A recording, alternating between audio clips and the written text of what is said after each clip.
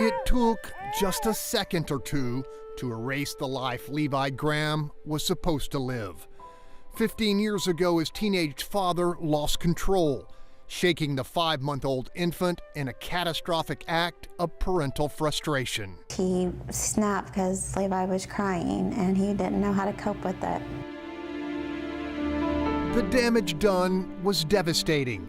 Levi survived, but lives with epilepsy, cerebral palsy, paralysis, and retardation. He has never spoken a word. You think, oh, here comes the baby, everything's gonna be happy, and well, I kind of like that, Michael. At Texas Children's Hospital, child abuse specialist Dr. Michelle Lynn is often the first to treat infants who've been shaken. For a dedicated healer, hers is a difficult and heart-rending reality. If we have a child who's devastated from abusive head trauma who comes into us, we know that we can never get that child back to 100% normality. That child will not be normal ever again.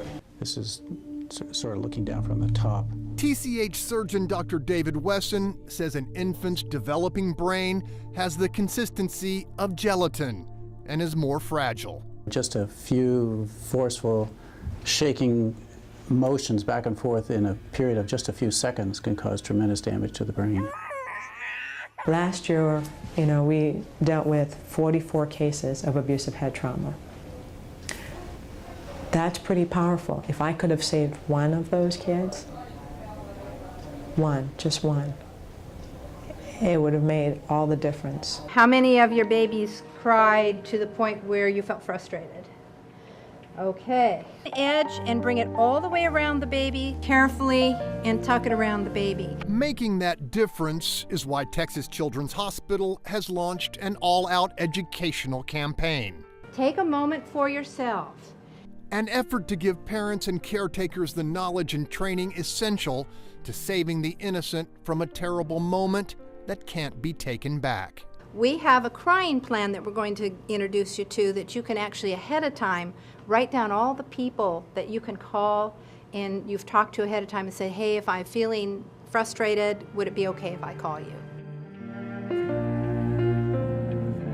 The simple willingness to be there for parents on the brink can very quietly preserve lives. We're not talking about heroic stepping in front of a moving train. We're talking about reaching out and being a good friend. okay, come on.